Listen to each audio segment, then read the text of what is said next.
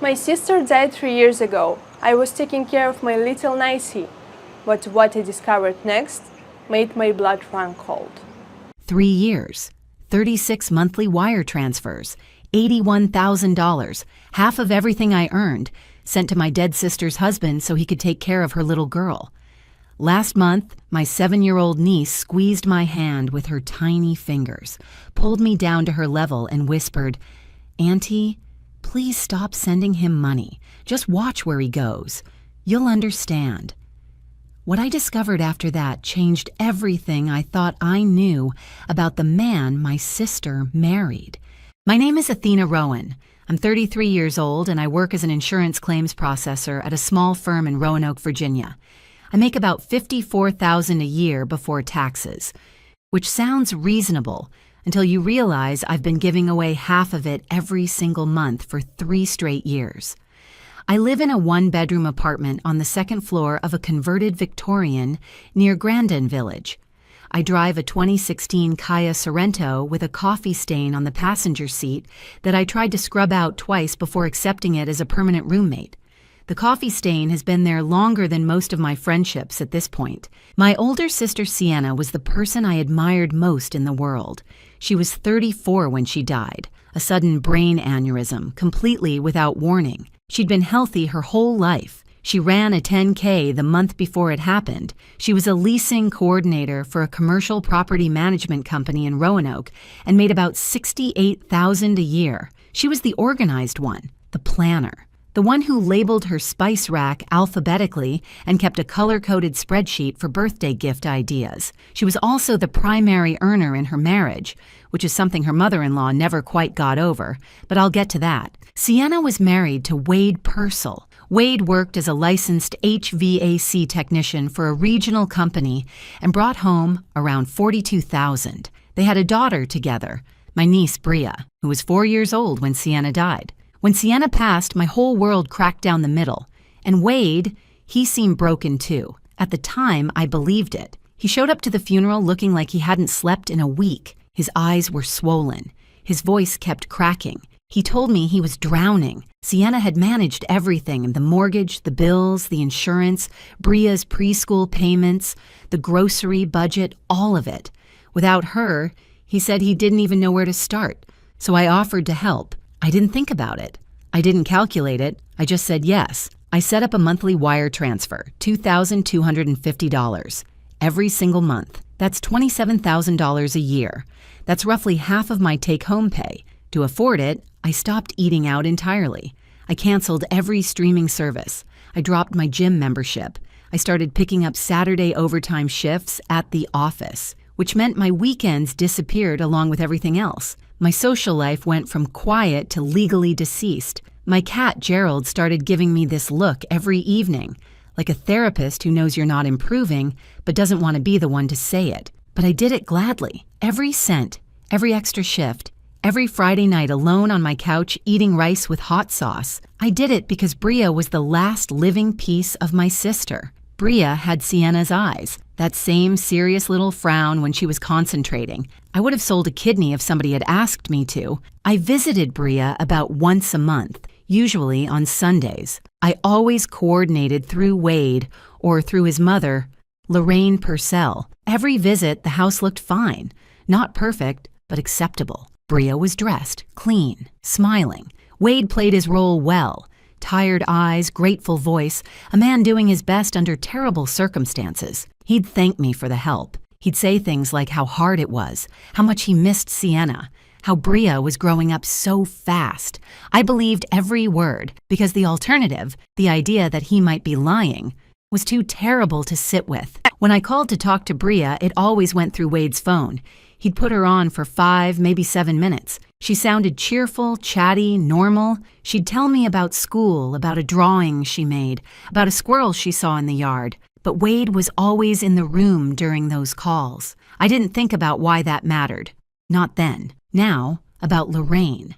Wade's mother had always been a complicated presence. She never liked that Sienna earned more than her son. At the funeral, she murmured something under her breath to a cousin about how Sienna always had to run everything. But Lorraine wasn't evil. She was stuck. She knew Wade was unreliable, and she was terrified that if she pushed him too hard or said the wrong thing, he'd cut her off from Bria, her only grandchild. So Lorraine kept quiet. She tidied up the house before my visits. She made sure Bria looked presentable. She was the reason the whole thing held together on the surface, not because she was loyal to Wade's lies, but because she was afraid of losing Bria. She was trapped, and I didn't see it. Then came the day everything changed. A Thursday, last month. My afternoon appointment at the office got canceled, so I clocked out at 2:30 instead of 6. I was 15 minutes from Wade's house in Salem.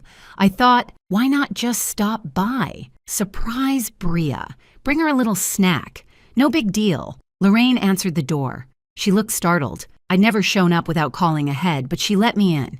She didn't call Wade first. That was the crack. That tiny, quiet crack in the wall Wade had built around Bria. Lorraine let me in because, deep down, she wanted someone else to see what she'd been seeing. Bria was at the kitchen table doing homework. She looked up and smiled, but it was a careful smile, the kind of smile a child gives when they're not sure if it's safe to be happy. Her shoes were too small. The canvas was splitting open at the toe.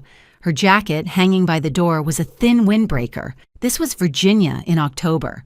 The leaves were already changing and the evenings dropped into the 40s.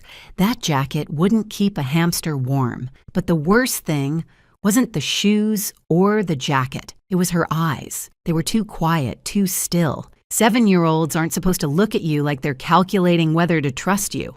We spent an hour together. I helped her with math. She showed me a drawing of a cat she'd done in art class. She leaned into me on the couch and I could feel how thin she was under her shirt. When it was time for me to leave, I hugged her tight. And that's when she grabbed my hand. She didn't just hold it, she gripped it, pulled me down so my ear was near her mouth, and she whispered, so quietly I almost missed it, "Auntie, please stop sending him money. Just watch where he goes. You'll understand." My blood turned cold. Those weren't the words of a 7-year-old. They were the words of a child who had been watching and listening and understanding far more than any child should ever have to. I drove home that night in silence. No radio, no podcast, just Bria's whisper on repeat in my skull. At 2 a.m, I was still awake, sitting up in bed, scrolling through 36 wire transfer confirmations on my phone. $2,250, $2,250, $2,250, 36 times, $81,000, 3 years of overtime and rice and hot sauce and loneliness. And one question I couldn't stop asking myself, where does Wade go? Before we continue, please hit that like button and tell me in the comments where you're watching from and what time it is right now. I read every single one, and it honestly makes my whole day. Thank you so much for being here. I took a personal day from work, Tuesday. I told my supervisor I had a dentist appointment, which was technically a lie, but at that point, my conscience had bigger problems to deal with than a fake cavity. I drove to Salem and parked down the street from Wade's house, the same ranch-style home that Sienna had picked out 4 years before Bria was born. The house Sienna's credit score had helped qualify for the mortgage on. The house where Sienna had painted the front door sage green because she said it set the right energy. Now the sage green was fading, and the energy it was setting was closer to abandoned storage unit. The porch railing was peeling. The gutters were stuffed with leaves from 2 autumns ago. The lawn Sienna used to maintain so carefully that she once got into a 15-minute debate with a neighbor about the correct height for fescue grass, was patchy and overgrown. The whole yard had the energy of someone who quit a New Year's resolution around February and never looked back. I expected to find something ugly. Truly, I thought I was going to discover Wade had a drug problem or a gambling addiction or something destructive that would explain where $81,000 had gone. Something sad, maybe. Something that would at least make me feel pity alongside the anger. That's not what I found. Wade left the house at 10:15 in the morning. He was not wearing his work uniform. He was wearing a fitted fall jacket I'd never seen before. Dark blue, looked brand new. He got into his truck and pulled out of the driveway with the casual confidence of a man with nowhere important to be and all the time in the world. He didn't drive toward any job site. He drove 40 minutes to Blacksburg near the Virginia Tech campus. He parked at a townhouse complex on a quiet, tree-lined street, the kind of street where people put little potted plants by their front doors and the mailboxes are all the same color. A woman came out of Unit 7, late 20s, auburn highlights, wearing a designer crossbody bag that I later learned costs about $400, which is roughly what I spend on groceries in a month. She walked up to Wade's truck. They kissed. Not a peck, not a greeting. A comfortable, familiar, lived-in kiss. The kind you share with someone who's been in your life for months. Her name was Kendra Feltz. I didn't know that yet. I'd learn it soon enough. They got into his truck together and drove to a brunch spot 2 blocks away. I sat in my Kia Sorento with my hands shaking so badly that I accidentally leaned on the horn. I had to pretend I was waving at someone across the parking lot. There was absolutely no one across the parking lot. Just me, performing for an audience of 0, which honestly summed up the last 3 years of my life pretty well. Here's what broke me. I expected destruction. What I found was comfort. Wade hadn't fallen apart without Sienna. He hadn't spiraled. He'd just replaced his family. He built a whole new life with my money and slotted a new woman into the space Sienna left behind. He was eating Eggs Benedict at 11 o'clock on a Tuesday morning while his daughter wore shoes that were splitting at the seams. Over the next several days, I started pulling on every thread I could find. I called Bria's elementary school. Sienna, because of course she did, had listed me as Bria's emergency contact when she enrolled her. That meant the school could legally share information with me, especially concerns about a child's welfare. And they had concerns. Bria had 11 absences that semester. The school had been trying to reach Wade, phone calls, voicemails, emails. He responded to exactly none of them. The attendance office told me they were close to filing a report with social services. Then I talked to Patty Gorman. Patty lived 3 doors down from Wade with her husband and her daughter, who was Bria's age. Patty was relieved, almost tearfully relieved, that someone was finally asking questions. She told me that Bria showed up at her house after school at least 3 times a week, hungry. Not, I want a snack, hungry. Hungry like she hadn't eaten since the school lunch that was included in her free meal program. Patty had been feeding Bria dinner on those nights. She said Bria once told her daughter, very matter-of-factly, that Daddy is always at his other house. 7 years old. And she already understood the concept of another house. I traced back Wade's employment. I called the HVAC company where he'd worked for 6 years. They told me he'd left 7 months ago. He wasn't fired, he just stopped coming in. But when I asked more questions, a clearer picture came together. Before he quit entirely, Wade had been reducing his hours for months, showing up late, leaving early, taking long lunches. The decline started roughly 10 to 12 months ago, which lined up with when the relationship with Kendra must have begun. He met someone, started spending more time with her, pulled away from work gradually, and eventually just stopped going. For 7 months, Wade Purcell had 0 income. He was living entirely on my wire transfers, $2,250 a month, money I broke my back to earn, funding a life he was too comfortable to work for. I tried to approach Lorraine carefully. I called her, kept my voice casual, asked how Wade was doing, whether Bria needed anything for school. Lorraine's voice went tight immediately. She said Wade was doing his best under impossible circumstances, and that I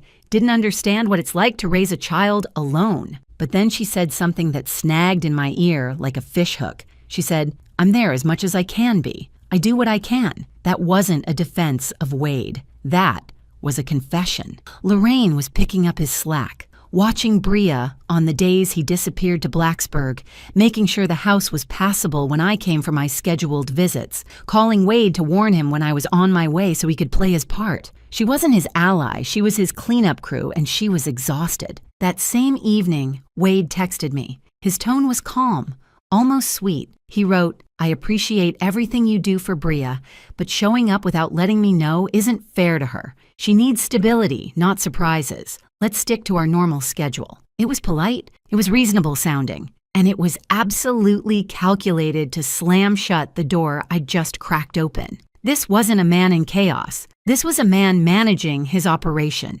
Stability. The man who hadn't bought his daughter a new pair of shoes in 6 months was giving me a lecture about stability. I almost laughed. Almost. Then came the phone call from Patty Gorman that changed everything. It was late, after 9. She called because she'd been thinking about it all day and felt like she had to tell me. Last week, during a play date at Patty's house, Bria had said something to Patty's daughter. She said it casually, the way children say enormous things without realizing their weight. She said, "Daddy told me things might change soon. I might go somewhere else for a while." My stomach dropped through the floor. This wasn't just neglect anymore. Wade wasn't just spending my money on his girlfriend and ignoring his daughter. He was planning to get rid of her. He was building an exit from fatherhood, one that would let him keep his comfortable new life with Kendra, free and clear, without a 7-year-old reminding him of the wife he'd replaced and the responsibilities he'd abandoned. I sat on the edge of my bed that night with my phone in my lap and my hands in fists. $81,000. 3 years. And the man I'd been funding was trying to throw away the only thing that money was supposed to protect. I have a storage unit on the south side of Roanoke. It's a small one, 5 by 10, costs me $89 a month, which I've been paying on top of everything else because I couldn't bring myself to deal with what was inside. 3 cardboard boxes, Sienna's personal belongings. I packed those boxes 1 month after her funeral. Wade had called me and said he couldn't look at her things anymore. Her notebooks, her files, the scarf she wore every winter. He said having them in the house was making it impossible to move forward. At the time, I understood. I took the boxes home, realized I couldn't open them either, and drove them straight to the storage unit. That was 3 years ago. I'd been paying $89 a month to avoid saying goodbye. Some people go to therapy. I rented a metal box and shoved my grief inside it. To be honest, the storage unit might have been more effective, but now I had to open them. So on a Saturday morning, I drove across town, unlocked the padlock, pulled up the rolling door, and sat down on the cold concrete floor with 3 boxes of my dead sister's life in front of me. The first box was personal items, a silk scarf that still held a faint trace of her perfume, something floral, something that made my chest ache the second it hit me. A notebook filled with grocery lists in her handwriting, Bria's immunization schedule on a folded piece of paper, a birthday card from Bria, stick figures, crayon hearts, the word mommy in big wobbly letters. The second box was documents, old tax returns, lease agreements from her job, pay stubs, bank statements she'd printed and filed because Sienna was the kind of person who printed and filed bank statements like it was 1997. And at the very bottom of the box, underneath everything else, was a manila folder. On the tab, in Sienna's neat handwriting, 2 words, "just in case." My hands were shaking when I opened it. Inside was a notarized letter, not a formal will. Sienna apparently intended to go through the full legal process, but hadn't finished it before she died. It was a notarized letter of guardianship intent, prepared and signed at Henderson and Wells Notary Services on Campbell Avenue in Roanoke, dated 8 months before Sienna's death. Stamped, witnessed, official. The letter stated clearly, "In the event of my death or incapacitation, it is my expressed wish that my sister, Athena Rowan, assume primary guardianship of my daughter, Bria Purcell." Underneath the letter was something else, 2 handwritten pages, front and back.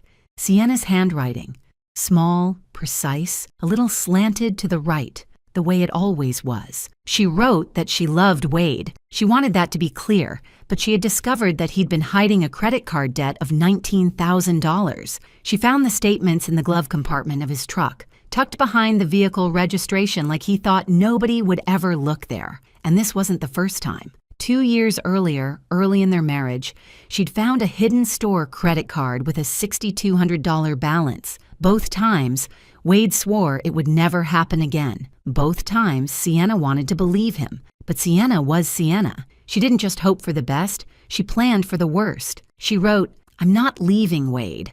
I love him and I believe people can change. But I need to know that Bria will be protected no matter what happens. If you're reading this, Athena, it means something went wrong that I couldn't control. Please take care of my girl. I trust you more than anyone on this earth. Wade isn't a bad person, but he's weak with money, and weakness has a way of getting worse under pressure." I sat on that storage unit floor and read those 2 pages 3 times. My sister, The woman who alphabetized her spice rack, who kept a spreadsheet for birthday gifts, who once reorganized her entire kitchen because the silverware drawer was inefficient, had written a contingency plan for her own death.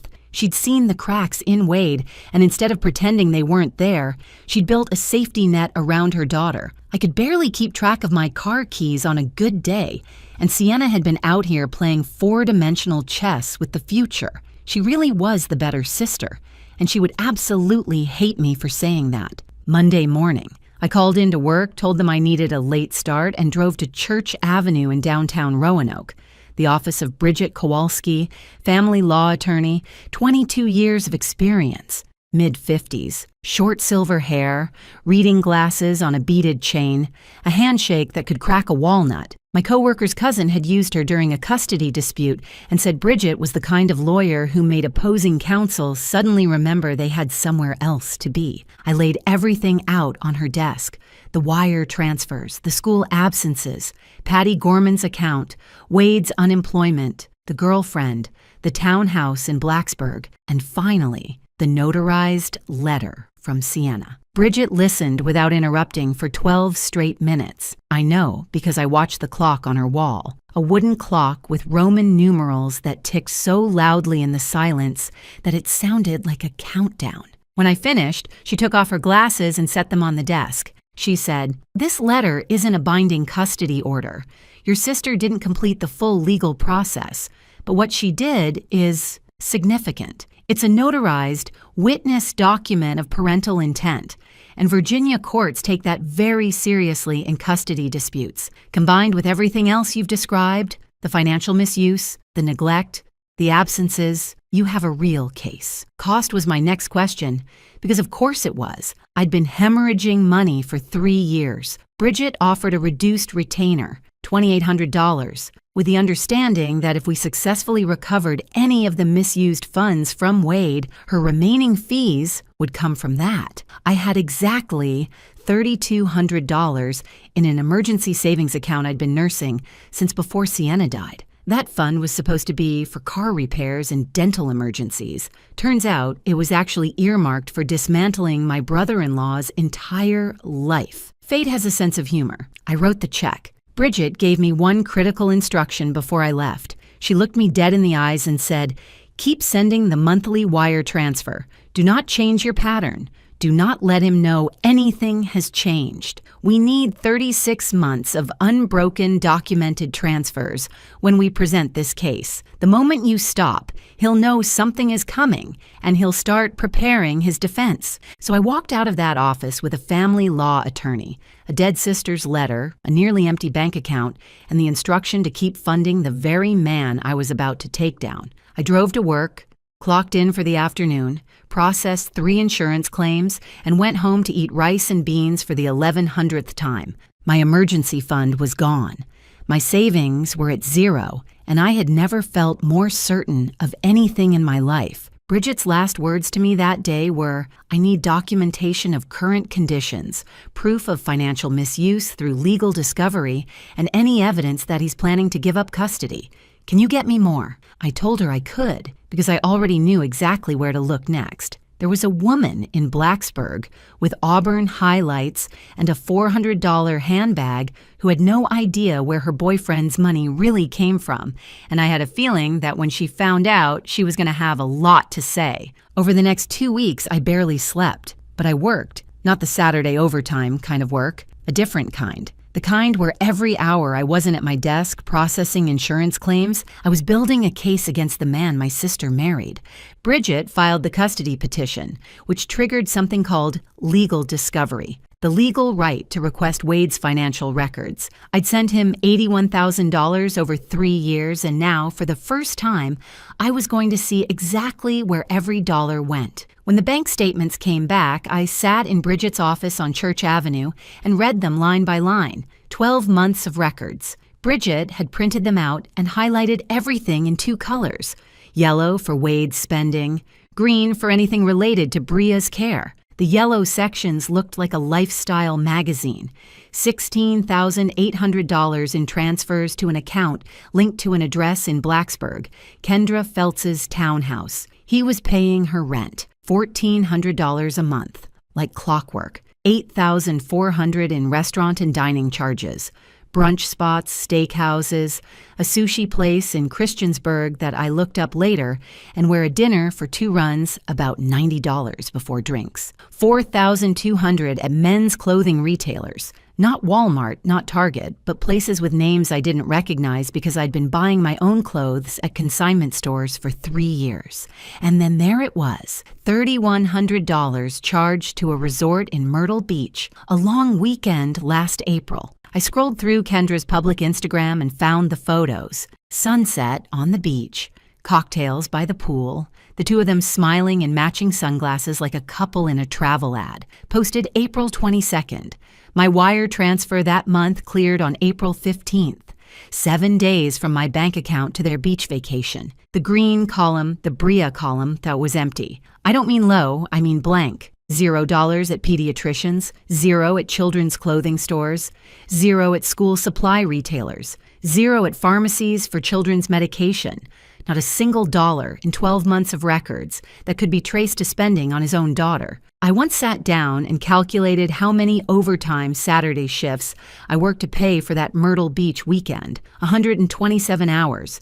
That's roughly 3 weeks of my life converted into someone else's poolside cocktails. I hope the piña coladas were worth it. Now came the hardest part. Kendra Feltz. I want to be clear about something. I didn't hate Kendra. I had no reason to. She didn't steal my sister's husband. She started dating a man she believed was a successful independent HVAC contractor who was doing well for himself. Wade had lied to her the same way he'd been lying to me, just with a different script. My job wasn't to punish Kendra. My job was to give her the truth and see what she did with it. I sent her a message through Instagram. I kept it short, calm, and factual. I wrote, "Hi Kendra, my name is Athena Rowan. I'm the aunt of Wade's daughter, Bria. I think we should talk. It's important and it's not what you might expect." She didn't respond for 2 days. I checked my phone approximately 400 times during those 2 days, which I don't recommend for anyone who values their sanity or their screen time report. When she finally wrote back, it was cautious. What is this about? We met at a coffee shop in Christiansburg.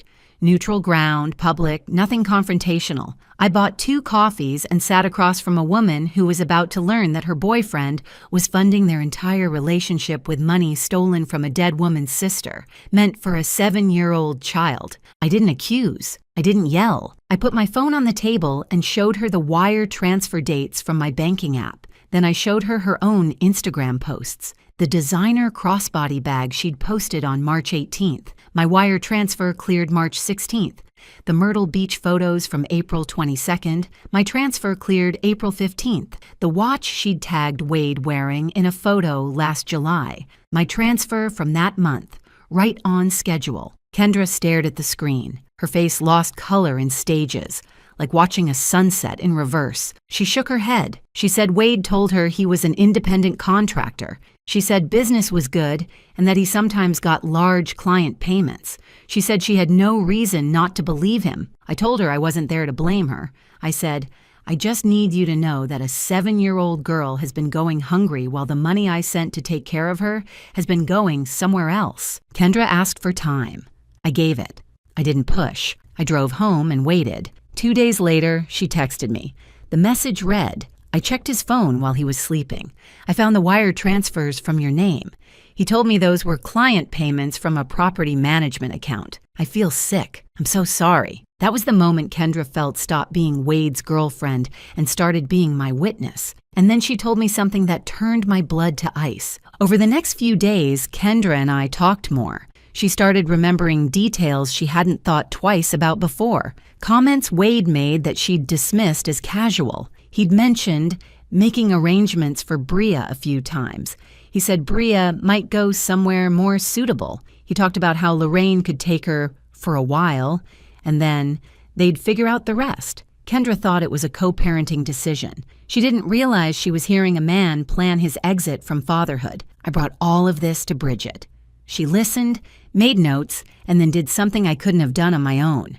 She made a formal inquiry with the Virginia Department of Social Services, and what she found stopped me cold. Wade had contacted the department 6 weeks earlier. He'd made a preliminary inquiry about the process for voluntary relinquishment of parental rights. He hadn't filed anything yet, no official paperwork, but he'd asked detailed questions. What were the steps? How long it took? Whether the child would go to a family member first or into foster care. It was all on record. My brother-in-law wasn't just neglecting his daughter. He was actively researching how to legally stop being her father. And if he filed before I secured custody, Bria could end up in the foster system, even temporarily. And getting her out would become exponentially harder. Bridget was clear about that. We were running out of time. Bridget accelerated. She filed an emergency motion citing imminent risk of parental abandonment, combined with documented neglect. She requested an expedited process, and she arranged a settlement conference, a meeting between both parties and their attorneys in her office to try to resolve the custody question without a full court hearing. Wade was served papers at the Salem house on a Tuesday morning. A process server knocked on his door at 9:15 and handed him the filing. He called me 20 minutes later.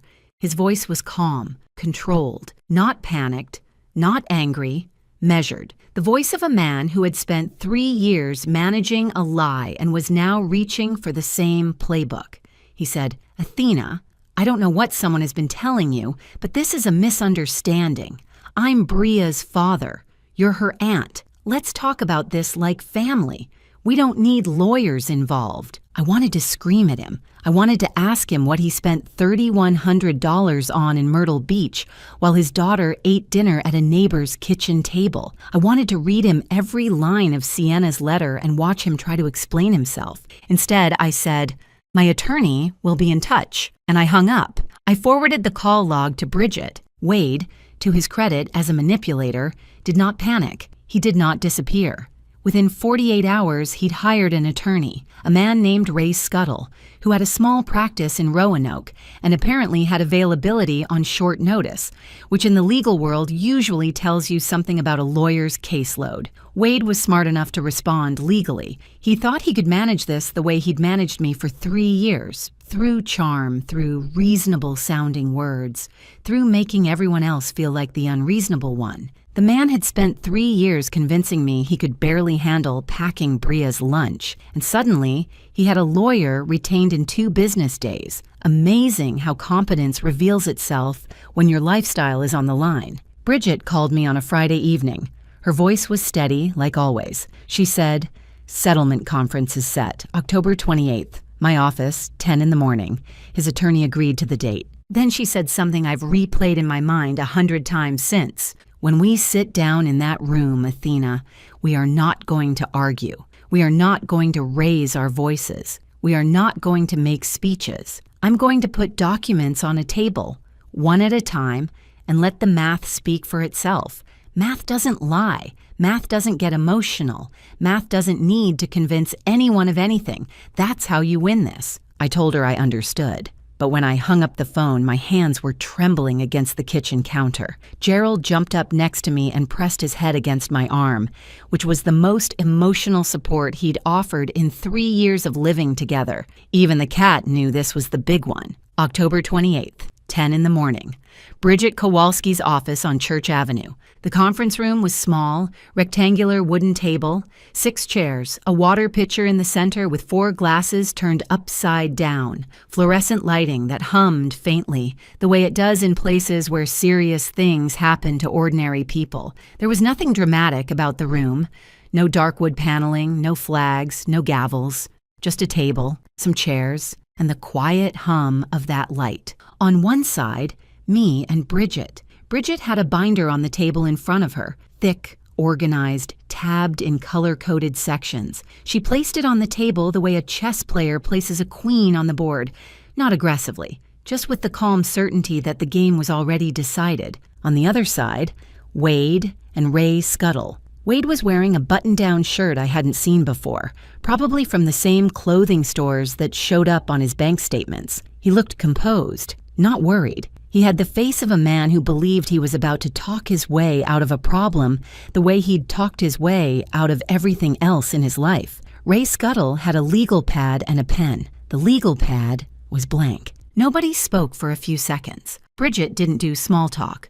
She didn't introduce the proceedings or explain the purpose of the meeting. She just opened the binder, and then she started placing documents on the table, one at a time. First, 36 wire transfer receipts.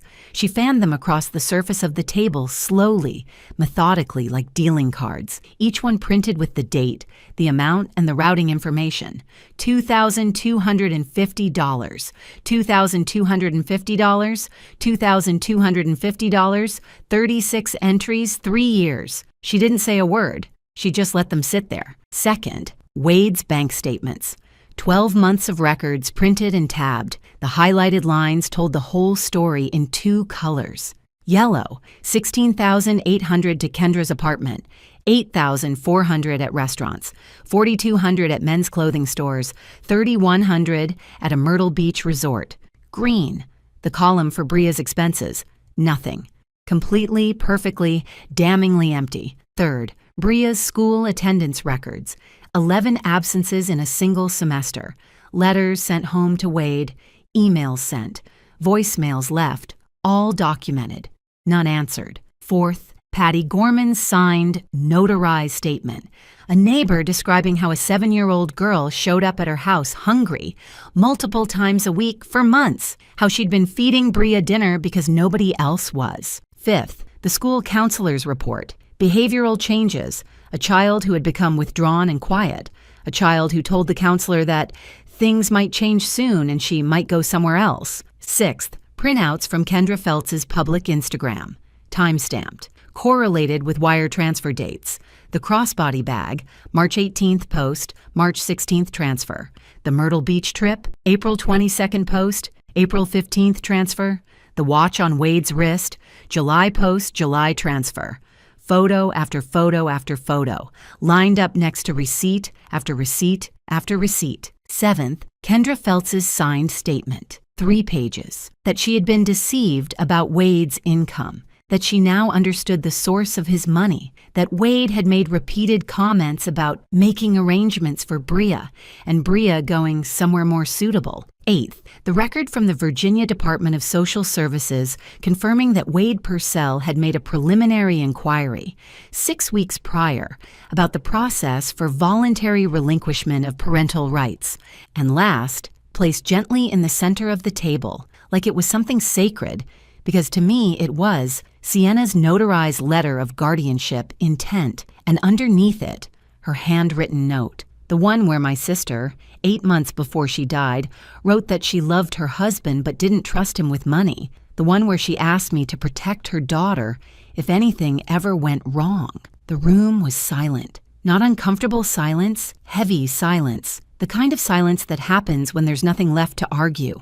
Wade's expression changed in stages. When Bridget started, he looked calm. After the bank statement, something shifted behind his eyes, a flicker. By the time the Kendra screenshots hit the table, his jaw was tight. When the social services record appeared, his hands went flat on the table in front of him like he was trying to keep himself from moving. And when Sienna's letter landed in the center, when he realized his dead wife had seen through him years before I did, something in his face just closed, like a door shutting. Ray Scuttle read through the materials. He took his time. He didn't challenge a single document.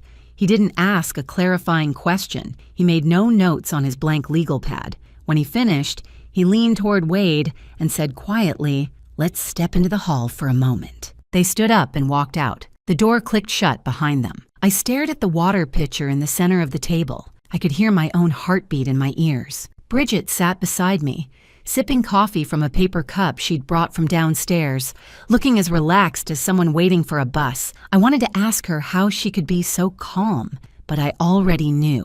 She'd done this before. She'd sat across from men like Wade before. She knew what the hallway conversation sounded like even though she couldn't hear it. They were gone for 11 minutes. I counted everyone. When they came back, Wade looked different. Not angry, not defiant, just empty. Like the energy it took to maintain the lie for 3 years had been the only thing holding him together, and now that it was gone, there was nothing left. Ray Scuttle spoke first. His voice was professional, neutral.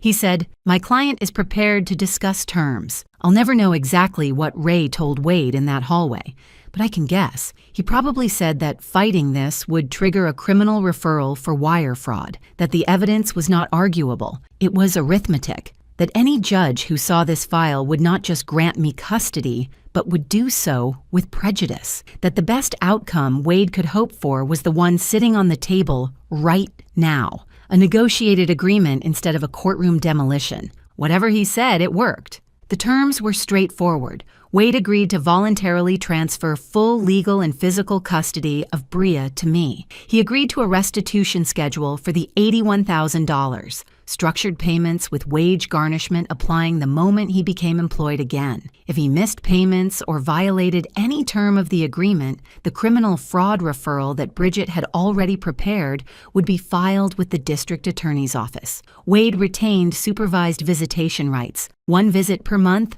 with a court-appointed supervisor present. Bridget had insisted on this, not because Wade deserved it, but because she said it made me look reasonable rather than vengeful, and it was what a judge would order anyway. Wade picked up the pen. He signed slowly. He didn't look at me. He didn't look at Bridget. He didn't look at anyone. He signed the papers with the same hand that had cashed 36 wire transfers meant for his daughter and spent them on restaurant brunches and resort weekends, and a designer bag for a woman he'd been lying to. I thought about asking for the pen as a souvenir, but Bridget had already moved on to the next page. When it was done, Wade stood up. He walked through the conference room, through the lobby, and out the glass front door of Bridget's office without saying a single word. Ray Scuttle shook Bridget's hand, a professional courtesy between attorneys, gathered his blank legal pad, and followed. The room was empty. Just me and Bridget and a table full of documents and 4 untouched glasses of water. Bridget looked at me. She didn't smile. Bridget wasn't the smiling type, but she nodded once and said, "Bria's yours." I didn't cry. Not yet. There would be time for that later. What I felt wasn't sadness or relief or joy. It was something quieter, something I hadn't felt in 3 years, like I could finally breathe all the way down to the bottom of my lungs without something pressing against my chest. That afternoon, I drove to Bria's school. I pulled into the pickup line at 3:15. When Bria came through the double doors with her backpack, the same thin backpack she'd had since kindergarten, she looked at the line of cars. She saw my Kia Sorento, and her face did something I hadn't seen in months. She smiled, not the careful smile from the unannounced visit, a real one, full, bright, with her eyes crinkling at the corners the way Sienna's used to. She ran to the car and climbed into the back seat and buckled herself in with the focus of someone who had been waiting for this moment without knowing it was coming. She looked at me in the rearview mirror and said, "Are we going home, Auntie?" I nodded. "Yeah, baby. We're going home." Before I finish this story, if this channel has become a little part of your day, I'd love it if you hit subscribe and drop a like. It takes 1 second, but it honestly keeps me going. I'm grateful for every single one of you. The custody transfer was finalized in 60 days, just before Christmas. The paperwork went through on December 23rd, which meant that for the first time in 3 years, Bria woke up on Christmas morning in a home where someone had actually bought her presents with their own money and wrapped them by hand at midnight, while a cat kept trying to sit inside the wrapping paper. Gerald, for the record, did not handle the transition gracefully. He spent the first week on top of the refrigerator, staring down at Bria with the expression of a landlord who just discovered an unauthorized subtenant. By week 2, he had migrated to the back of the couch. By week 3, he was sleeping on the foot of Bria's bed. He never acknowledged the shift in loyalty. Cats don't do apologies. We turned the corner of my living room, the spot next to the window that catches the afternoon sun, into Bria's space. A small bookshelf from the thrift store on Williamson Road, a desk lamp with a yellow shade that Bria picked out herself, her crayons and markers organized in a coffee mug that says, "World's Okayest Aunt," which I bought as a joke and which Bria took completely seriously. So now it's a permanent fixture. The $2,250 a month that used to disappear into Wade's bank account now goes directly to Bria. New shoes that fit, a winter coat rated for Virginia weather, not a windbreaker designed for a mild September afternoon, school supplies, A Saturday morning art class at the community center in Grandin Village, where Bria paints mostly cats and the occasional tree. Gerald served as an unwilling model for one session and has refused to make eye contact with me since. I still eat simply. That's a habit 3 years in the making, and some habits stick even when the reason for them changes. Oatmeal every morning with cinnamon and sliced banana costs about 40 cents a bowl and keeps me full until lunch. I started that routine when I was trying to save every spare cent for Wade's wire transfers, and now I keep it because it works and because I kinda like it. Some things don't need to be expensive to be exactly right. But now when I make it in the morning, there's a little girl sitting across from me drawing pictures while her oatmeal gets cold because she's too focused on getting Gerald's whiskers right. And that 40-cent breakfast feels like a feast. With the wire transfers stopped and the legal fees settled, I started rebuilding my savings. I'll probably never be rich. That's fine. I have a steady job, a one-bedroom apartment that's a little crowded now but full in a way it never was before, and an emergency fund that's slowly climbing back up from zero. Stable, that's the word. I hadn't felt stable in 3 years, and it turns out stable is pretty wonderful. Wade moved in with Lorraine after the settlement. The restitution payments started small.